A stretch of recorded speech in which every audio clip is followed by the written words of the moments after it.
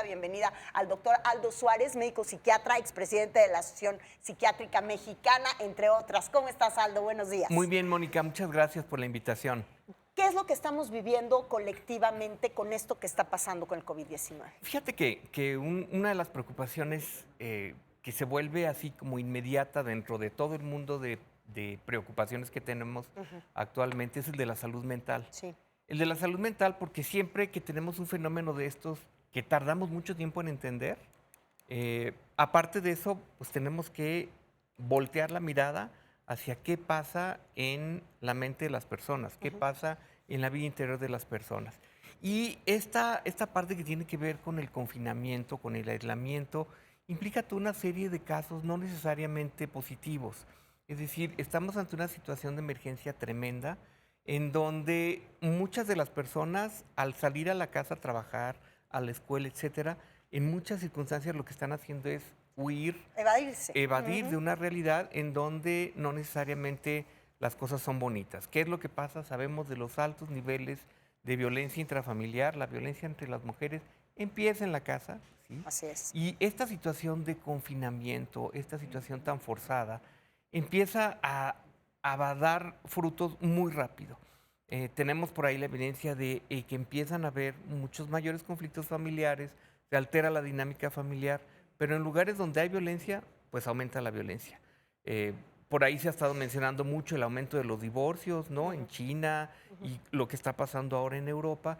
Y ahora lo que nosotros vemos en donde ya de por sí la situación era problemática es que los niveles de violencia aumentan.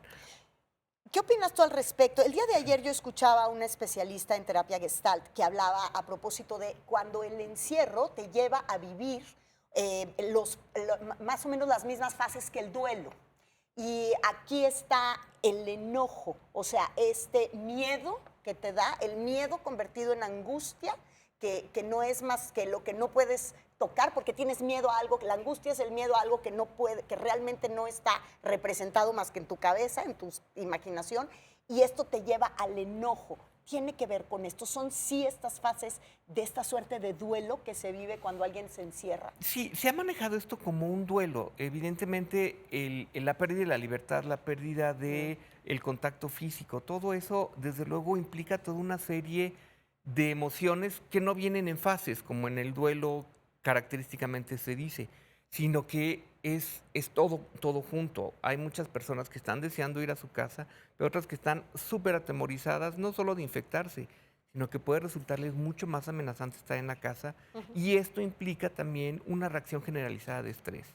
Creo que el confinamiento empieza por eso, porque nos están imponiendo algo que de por sí significa estrés. Y cuando tenemos estrés agudo o crónico, lo que va a suceder es que tenemos mayor ansiedad, mayor enojo y junto con mayor enojo, las malas salidas.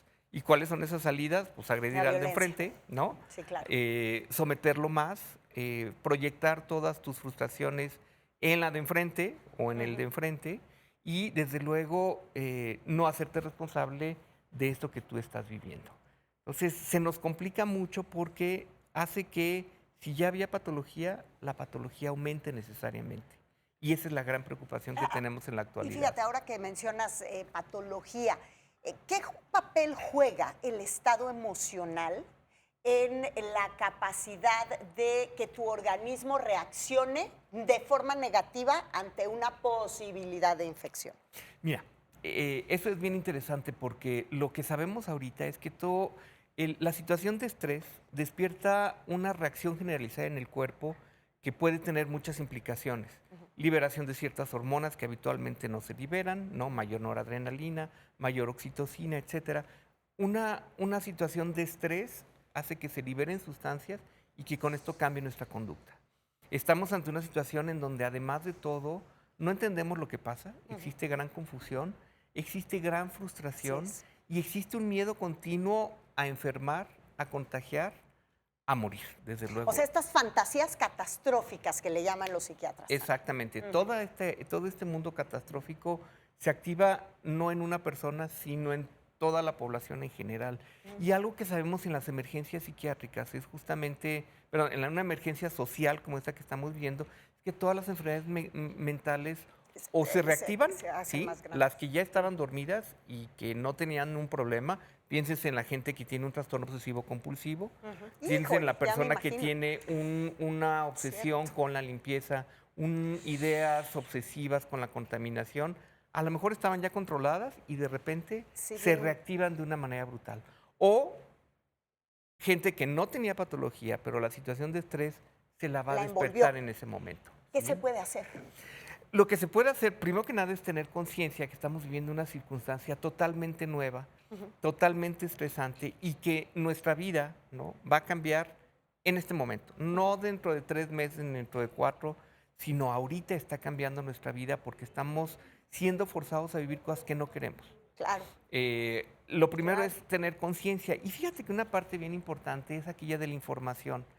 ¿Es necesario estar informado? Sí. Pero algo que pasa en el mundo globalizado actual es que tenemos información Exceso de minuto a minuto de lo que está pasando. Y entonces te encuentras gente que ante el confinamiento recurre a la hiperinformación. Los ves pegados. Y ese es un alimento para ¿sí? el estrés súper bueno. No nos ayuda nada. Sí. No digo que no tengas que Claro. estar informado, pero tienes que No dosificar, sobreinformado. ¿no? Tienes que dosificar la cantidad de información con la que tú te nutres. Entonces, una de las Sí. recomendaciones más importantes es, sí, infórmate, pero no te informes todo el día. Toda esta serie de cosas que ve uno en redes sociales, de cómo matar el tiempo, de cómo invertir el tiempo, de lo que tienes que hacer en tu vida cotidiana, desde luego que son bien importantes.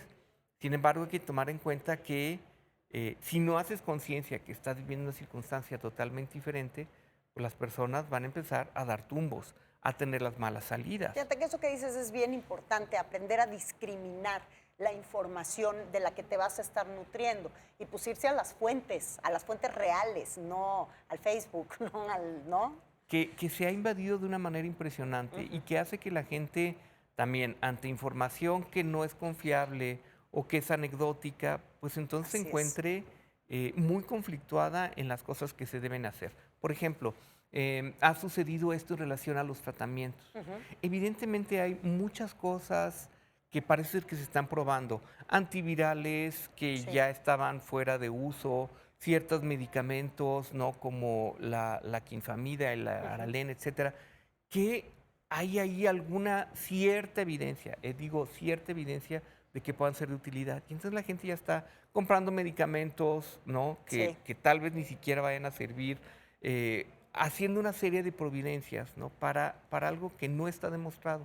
Así es. Y están día a día viendo a ver qué va a pasar. La verdad es que los estudios clínicos, los estudios en donde se están probando nada demuestra vacunas, que haya ahorita algo que ni siquiera te lo pueda prevenir, ¿no? pero Nada. la gente ya está Sí. tomando ciertas medidas en relación a eso, con una información que todavía no es fidedigna. Bueno, pues hay que poner atención, pues hay que poner mucha atención a nuestras emociones y por eso es tan importante hablar siempre de salud mental. Gracias, doctor. Gracias, Mónica. Gracias.